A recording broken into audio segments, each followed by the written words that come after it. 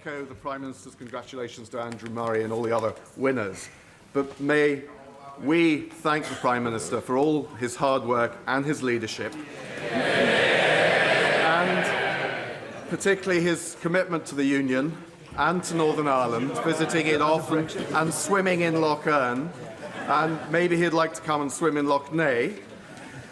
We look forward, the Ulster Unionist Party, to working with the next Prime Minister.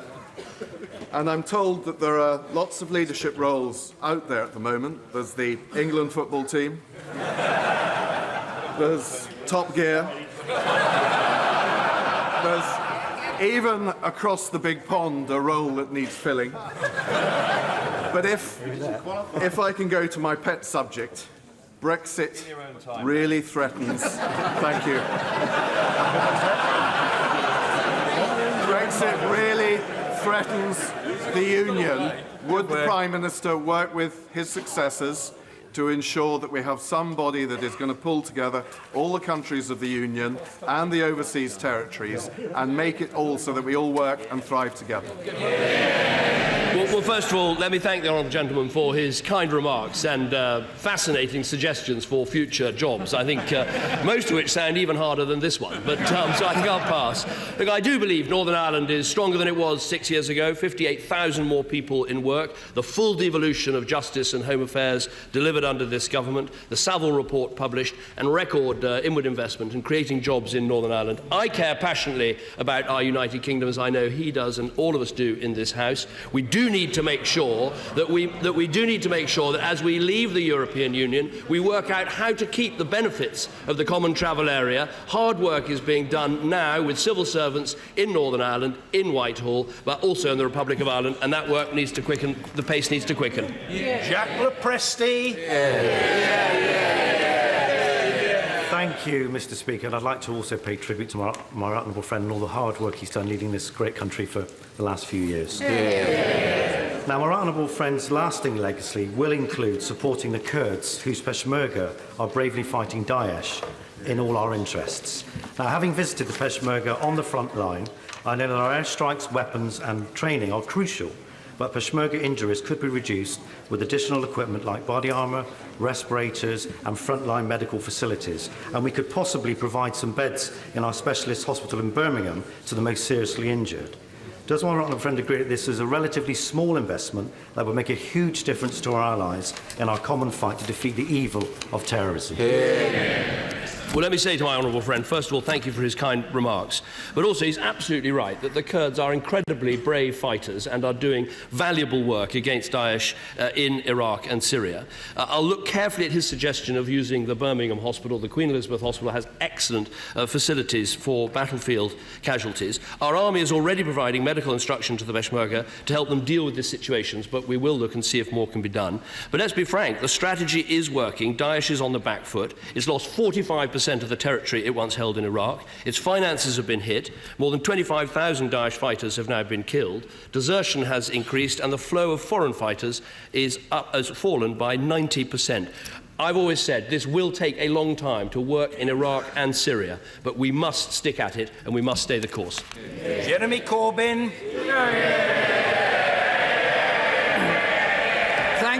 Thank you, Mr. Speaker. Could I start by joining the Prime Minister in paying tribute to the British winners at Wimbledon, Andy Murray, Heather Watson, Jordana Wiley, Alfie Hewitt and Gordon Reid. And also, I think it would be nice if we congratulated Serena Williams on her fantastic achievement as well. Mr. Speaker, it's only right that after 6 years as Prime Minister, we thank the Right Honourable Member for Witney for his service. I've often disagreed with him, but there are some of his achievements I really want to welcome and pay recognition to today. One is helping to secure the release of Shakar Amir from Guantanamo Bay and legislating to achieve equal marriage within our society. And I'm sure he would like to acknowledge that it was Labour votes that helped him to get it through on that occasion. But would he also, perhaps for a moment, express some concern at the way that homelessness has risen for the past 6 years and looks like it's going to continue to rise in this country? Well, first of all, let me thank him for his kind remarks. I'll join him in paying tribute to Serena Williams, who's now, I think, knocked Steffi Graf's amazing record of 22 Grand Slams. She's overtaken that. Can I thank him for what he said about Shaker Armour? That was a case that this government raised again and again with the US government, and we're pleased that it's been resolved. I'd also thank him for what he said about equal marriage. There are 30,000 gay people in our country who in the last 6 years have been able to get married, and I think that is real progress. I'll never forget the day, actually, in number 10, when one of the people who works very close to the front door said to me, I'm not that interested in politics, Mr. Cameron, but because of something your lot have done, I'm able to marry the person I've loved all my life this weekend. And that was, there are many amazing moments in this job, but that actually was one of my favourites. As for homelessness, it is still 10% below the peak that we saw under Labour, but the key is building more homes. We have built 700,000 homes since I became Prime Minister, but now we need to quicken the pace on that. But the key to building more homes is, yes, programmes like Help to Buy, yes, the reforms to the planning system, but the absolute key is a strong economy. Jeremy Corbyn. Mr. Speaker, I've been listening carefully to what the Home Secretary's been saying over the last few days, and she said it's harder than ever for young people to buy their first house. So does the Prime Minister think this is because of record low house building, or his government's apparent belief that £450,000 is an affordable starter home? Well, first of all, let me say at the dispatch box how warmly I congratulate the Home Secretary on becoming leader of the Conservative Party. And when it comes to women Prime Ministers, I'm very pleased to be able to say pretty soon it's going to be 2-0. And not a pink bus in sight, Mr. Speaker. Now, on the issue of housing and homelessness, as I said, 700,000 homes have been delivered. He asks about this issue of affordability, which is absolutely key.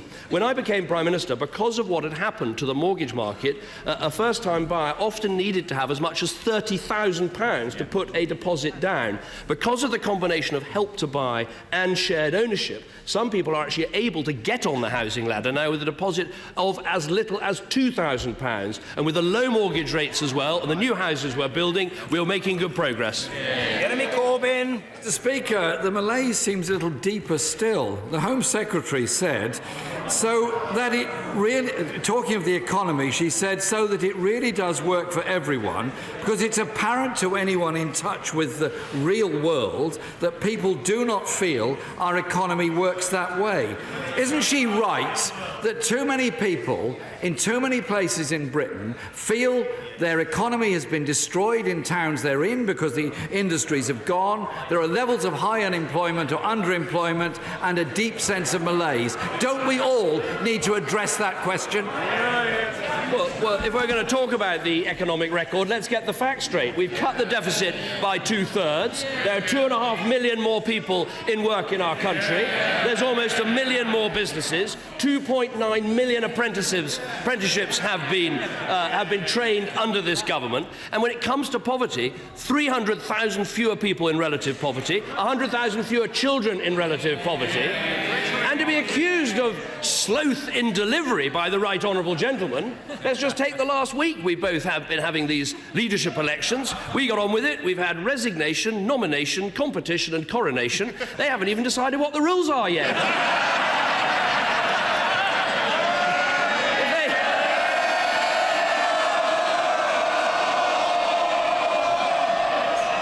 If they ever got into power, it'd take them about a year to work out who would sit where.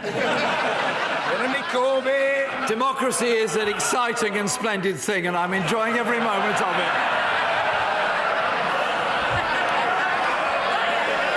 The Home Secretary, Mr. Speaker, was talking of the economy. The Home Secretary, again, she said, many people find themselves exploited by unscrupulous bosses. I can't imagine who she's referring to.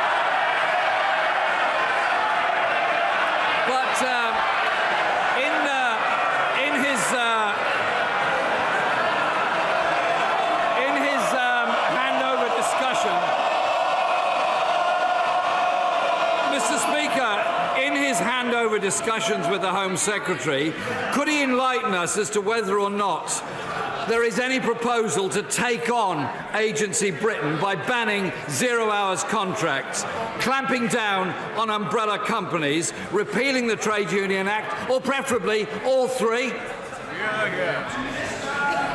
Well, he's right that democracy is a splendid thing. I have to agree with him about that. Let me answer very directly on exploitation in the workplace. It's this government that, for the first time, has introduced a national living wage. That is a huge change. It's this government that has massively increased the power of the Gangmasters Licensing Authority. There are record fines for businesses that don't pay the minimum wage, and much more policing and prosecutions taking place. All of those things have changed under this government. And as for zero-hours contracts, they account for less than 1 in 40 people in work. 60% of people on zero-hours contracts do not want to work more hours. And it was this government that did something the Labour Party never did, which was to ban exclusive zero-hours contracts. 13 years of Labour, but it took a coalition Conservative government to do it. Let me say something to him about the democratic process of leadership elections, because I did say a couple of weeks ago that I thought it was... I have to say I'm beginning to admire his tenacity. He is reminding me of the Black Knight in Monty Python's Holy Grail. He's been kicked so many times, but he says, keep going, it's only a flesh wound. I admire that.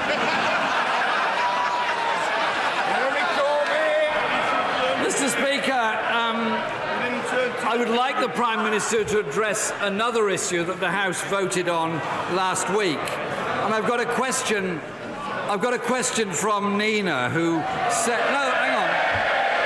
Yeah. It's a question from somebody who deserves an answer.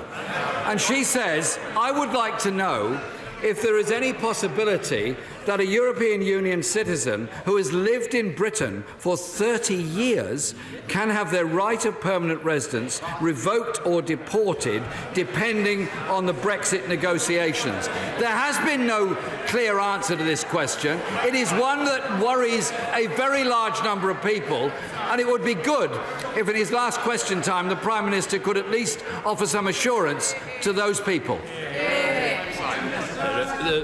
Let me reassure Nina, there's absolutely no chance of that happening to someone in those circumstances. We are working hard to do what we want, which is to give a guarantee to EU citizens that they will have their rights respected, all those who have come to this country. The only circumstance I could ever envisage a future government trying to undo that guarantee would be if British citizens in other European countries didn't have their rights respected. So I think it is important to have reciprocity. But the new Prime Minister will be working to give that guarantee as fast as we can. I'm glad he mentions emails, because actually I've got an email as well. Now, I got this, I'm not making this up, I promise. I got this on the 16th of September 2015 from someone called Judith, and she said this: please keep dignity and not triumphalism during the first PMQs today with Jeremy Corbyn.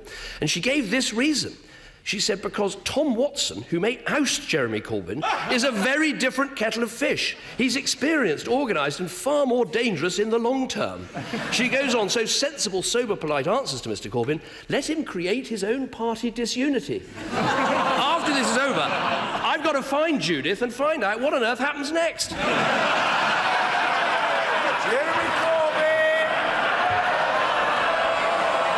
Mr Speaker, I've had the pleasure of asking the Prime Minister 179 questions. And thank you. Well, there are plenty more to come to his successor. Don't worry about that. But before I ask him the last question, could I just put it on record and wish him well as he leaves this office, and also to wish his family well, Samantha and their children, because I think we should all recognise that whilst many of us really do enjoy our jobs and our political life, it's the loved ones nearest to us and our families that actually make enormous sacrifices that we may be able to do this. So I'd also like him to pass on my thanks to his mum for her advice about ties and suits and songs. It's extremely kind of her, and I'd be grateful if he'd pass that on to her personally. And I'm reflecting on the lesson that she offered. But I've got one rumour that I want him to deal with.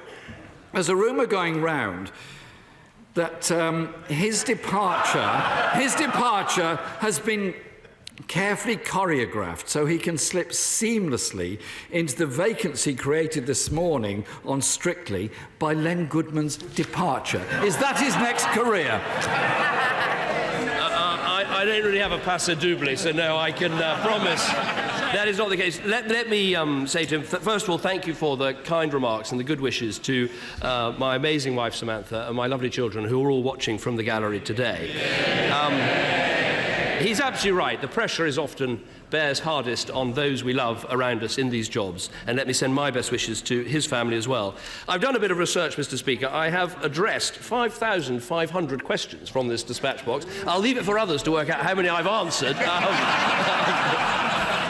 Because of your belief in letting everyone have their say, I think I've done a record of 92 hours of statements from this dispatch box, as well as some very enjoyable liaison committee appearances and other things. I will certainly send his good wishes back to my mother. He seems to have taken her advice and is looking absolutely splendid today. But it gives me the opportunity to put a rumour to rest as well, even more serious than the Strictly Come Dancing one. And he'll appreciate this because El Gato, his cat, is particularly famous. And the rumour that somehow I don't love Larry. I do. And I have photographic evidence to prove it. Sadly, I can't take Larry with me. He belongs to the house and the staff love him very much, as do I. Mr. Peter Lilly.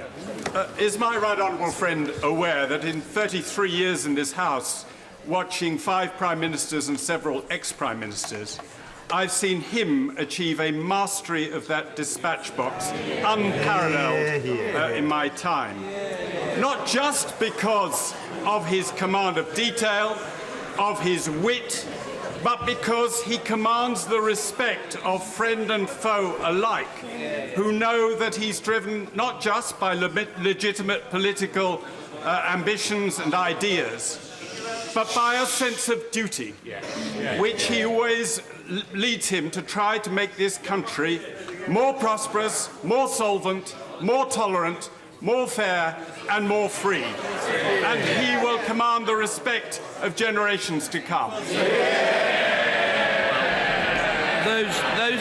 Those words mean a lot from my right honourable friend who spent so much time in this House. It is a special place, and I think Prime Minister's Questions, for all its theatrics, does have a purpose, because it's a time when every week the Prime Minister has to know absolutely everything that is going on in Whitehall, and often you find out things that you want to stop pretty quickly before 12 o'clock on a Wednesday. I believe that politics is about public service in the national interest, and that is what I've always tried to do. This session does have some admirers around the world. I remember when I did his job and I met Mayor Bloomberg in New York, and we walked down the street and everyone knew Mike Bloomberg, and everyone came up and said, "Mayor, you're doing a great job." No one had a clue who I was until eventually someone said, "Hey, Cameron, Prime Minister's Questions, we love your show." Mr. Angus Robertson. Thank you very much, and I join the Prime Minister and the leader of the Labour Party in paying tribute to all of the winners at Wimbledon. This week we mark the 21st anniversary of the Srebrenica genocide. It's one of the few political causes that the Prime Minister and I both wholeheartedly support, and I hope he will be impressing on his successor the importance of supporting the Remembering Srebrenica organisation and all of the good work that it does across the UK. Notwithstanding our differences, I genuinely extend my best personal wishes to the Prime Minister and to his family. I wish them all the best. However, the Prime Minister's legacy will undoubtedly be that he has taken us to the brink of being taken out of the European Union, so we will not be applauding his premiership on these benches. What advice has he given his successor on taking Scotland out of the EU against the wishes of Scottish voters? Well, first of all, let me join the right honourable gentleman in paying tribute to all those who lost their lives in Srebrenica and making sure that we commemorate this event properly every year. This year there will be a service in the Foreign Office where commemoration will be given, where testimony will be read out, and we should think of it alongside the terrible events of modern history, such as the Holocaust, and think about it in that way. It also, I think, reminds us, as we often debate in this House, there's a price for intervention, but there's also sometimes a price from non-intervention, and we should remember that. In terms of what he says about Scotland and the United Kingdom and Europe, my advice to my successor, who is a brilliant negotiator, is that we should try to be as close to the European Union as we can be for the benefits of trade, of cooperation and of security. The channel will not get any wider once we leave the European Union, and that is the relationship we should seek. That will be good for the United Kingdom and good for Scotland. Angus Robertson. The Prime Minister's successor is very, very well known in Scotland at the present time. It's across all the front pages because of the threat to deport the very much loved and liked Brain family from the Highlands. The first vote of her premiership is likely to be imposing Trident against the wishes of almost every single MP from Scotland. Meanwhile, she says she plans to plough on.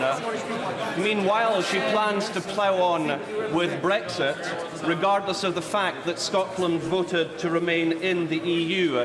How does the outgoing Prime Minister think that all of this will go down in Scotland? Well, first of all, specifically on the Brain family, Mrs. Brain came to this country on a Tier 4 visa, on a student visa, to study for a Scottish history degree. She completed it, and her husband and her son came as dependents. We've given them an extension to the 1st of August to put in an application for a work visa in the normal way, and I very much hope that will happen. On Trident, there will be a vote in this House, and it's right this House should decide, and actually many people in Scotland support our nuclear deterrent, maintaining it, and the jobs that come in Scotland. He asks about the record of this government when it comes to Scotland. Well, I'll tell him what it is. 143,000 more people in work in Scotland. Massive investment in the renewable industries in Scotland. The 2 biggest warships ever built in our history, built in Scotland. A powerhouse parliament, a referendum that was legal, decisive and fair, and, I might add, a Scotsman winning Wimbledon twice while I was Prime Minister. Never mind Indy 2, I think it's time for Andy 2. Jane Churchill. Thank you, Mr. Speaker. I would like to thank the Prime Minister for the leadership he's shown, particularly in his support of women within the Conservative Party. The Prime Minister's legacy for me, however, and for fellow cancer survivors, is the personal support that he has shown for the Cancer Drug Fund. However, today I would like him to ask him to show that same support for those who've been affected by the contaminated blood.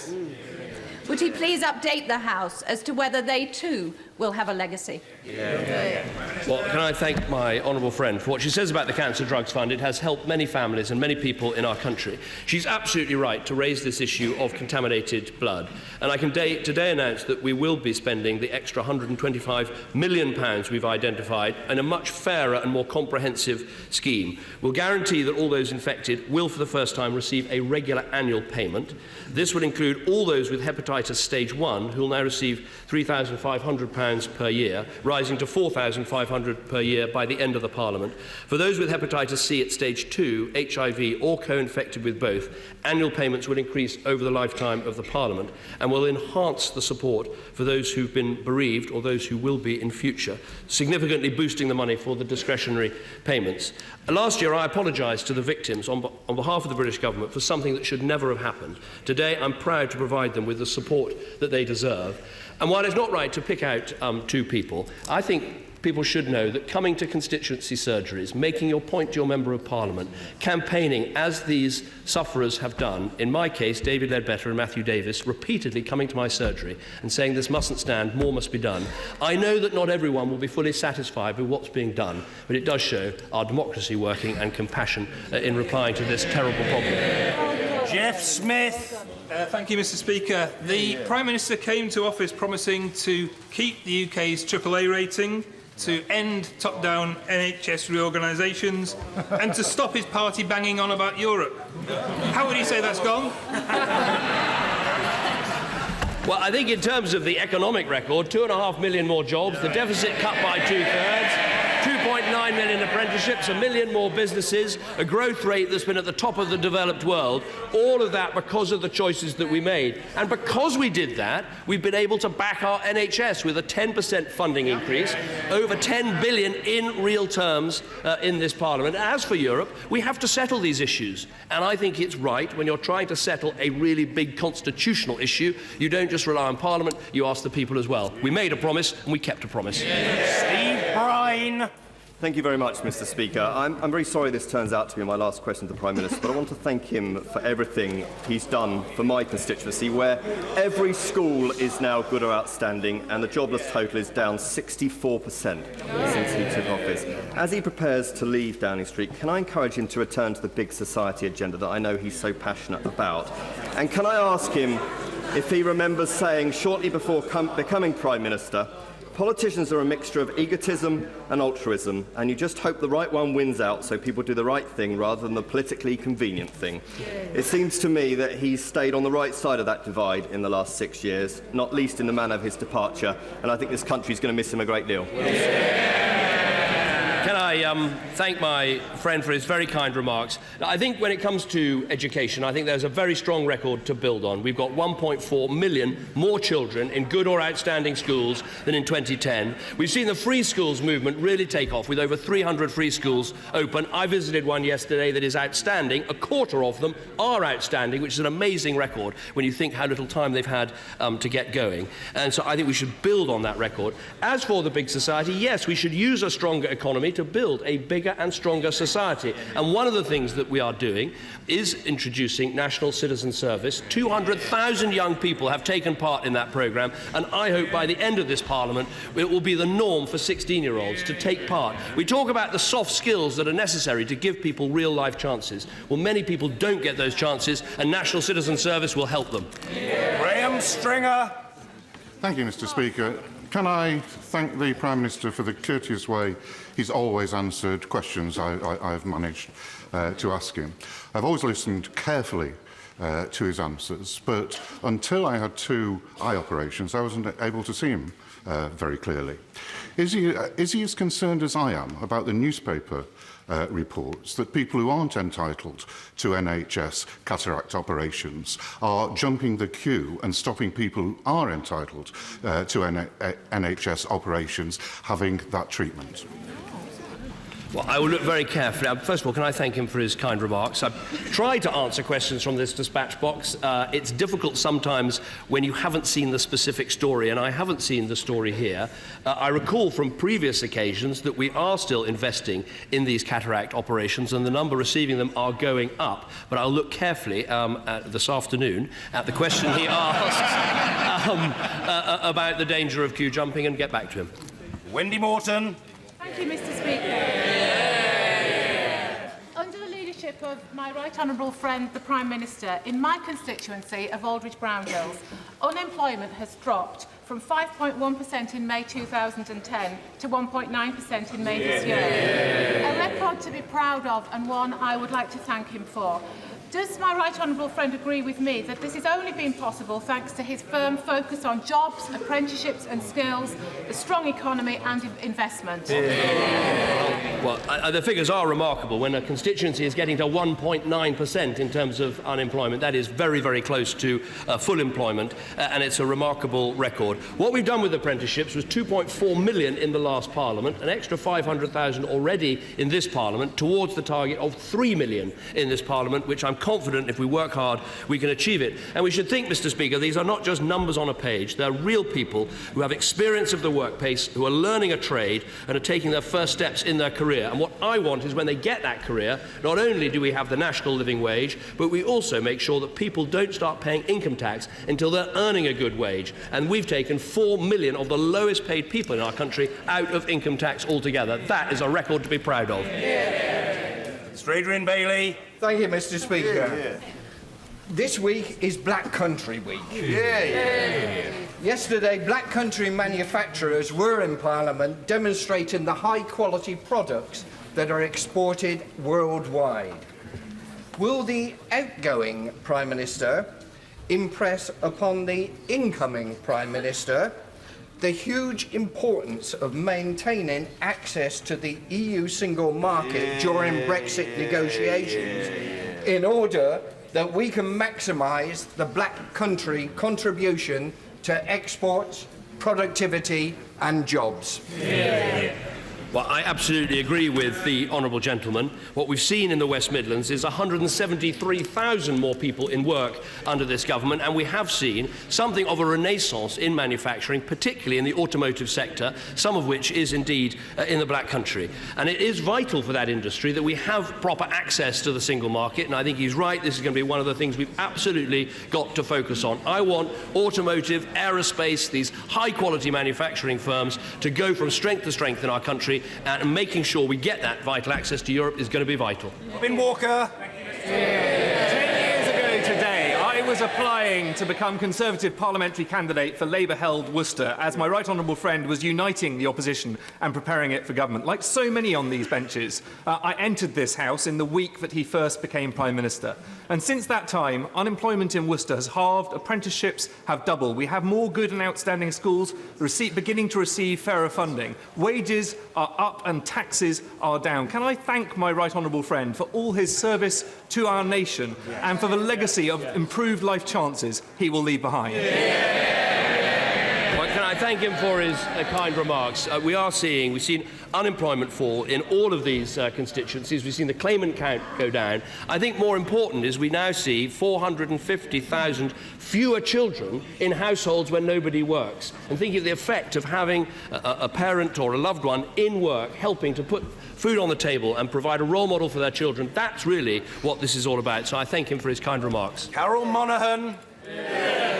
Thank you, Mr. Speaker. Between broken vows, Brexit and the likely renewal of weapons of mass destruction in the Clyde,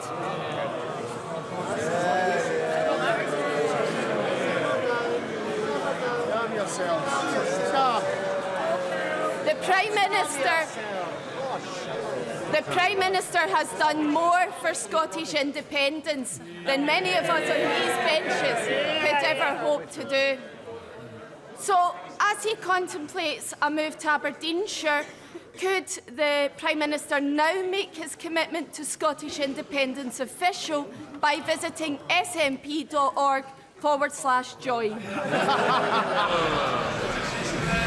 What I'd say to the honourable lady, and indeed to all the SNP members of Parliament, is when you have Lord Smith himself saying that the vow to create a powerhouse Parliament was kept, the SNP should pay attention to that and recognise a promise was made and a promise was delivered. I've talked many times at this dispatch box about creating this powerhouse Parliament. What I haven't seen is the SNP using any of the powers they've now got. Finally, Mr. Kenneth Clark. Mr. Speaker, can I first of all join all those in thanking the Prime Minister for the statesmanlike leadership that he's given to our party and to the country for the last 6 years, and to thank him particularly on this occasion for the debating eloquence, but also the wit and the humour that he's always brought to Prime Minister's questions on Wednesday.